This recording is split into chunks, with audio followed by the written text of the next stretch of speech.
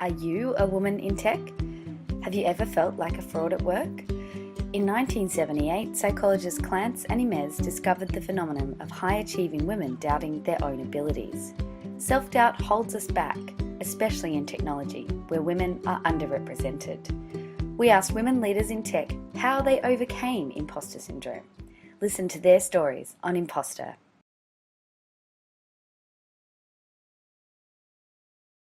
Right now, I work as a software developer at the New York Times, and I work on the news side, working on data-heavy news stories. So I was talking to a friend of mine this morning about doing this thing, and I was like, I don't even know why they're having me come to this thing. Like, what do I know about imposter syndrome? And I was like, crap, I have imposter syndrome about my imposter syndrome. When I started grad school, I was probably the only person in the program, maybe there were one or two others, who hadn't majored in computer science. So I didn't really know how to ask for help, and I was so scared to ask for help that I didn't do it, and I actually ended up dropping out after the first semester because I was so lost. I ended up going back because the government thought that I was good enough. When I was in grad school, I applied for a National Science Foundation fellowship. And when I dropped out, I actually called them on the phone, and I was like, I've dropped out of grad school, please take my application out of the pile. And they said, no, we can't do that. April Fool's Day of the following year, I get an email from one of my my fellow grad students from when I was there. I had a job, I was doing something else, totally unrelated. He sends me an email, and he's just like, congrats, or whatever. I don't even remember what he said. And there's a link, and it was to the National Science Foundation graduate fellowship page, and I was like, oh, wouldn't it be awesome if I got an honorable mention? And I looked through, and I was like, oh, I didn't get an honorable mention, but here's 3 people I know. Like, that's kind of cool. And then I was like, I wonder who got the fellowships. And I looked, and I was like, whoa, me! And a lot of other people. It wasn't just me. The other thing that happened is that semester I picked some really math-heavy courses where my skills were really more valued than many of the skills that other people had.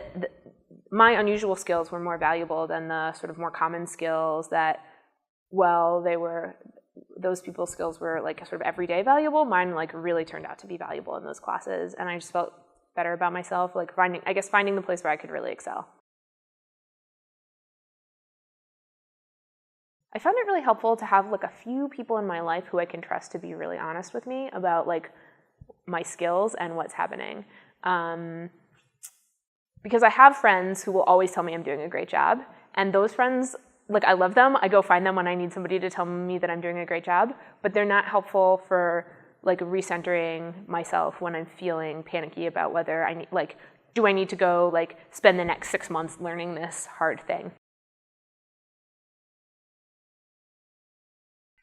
I mean, this is I feel like the oldest advice in the book, but fake it till you make it, you know? A lot of times you're not faking it, right? You actually do know it, but if you think that you don't know what you're doing, then fake it till you make it is just as valid, right? I've been making a living writing code for almost a decade at this point, and it's really useful from the other side, I think, to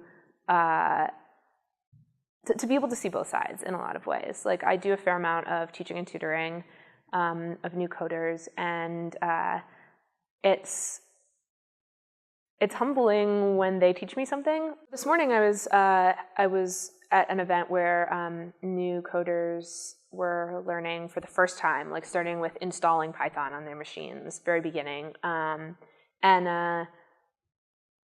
And once again, somebody did something, and I'm like, that won't work. Oh, it worked. These are people who have never written a line of code before, and they're doing things that who have been writing this language for 10 years, think will not work, and they work.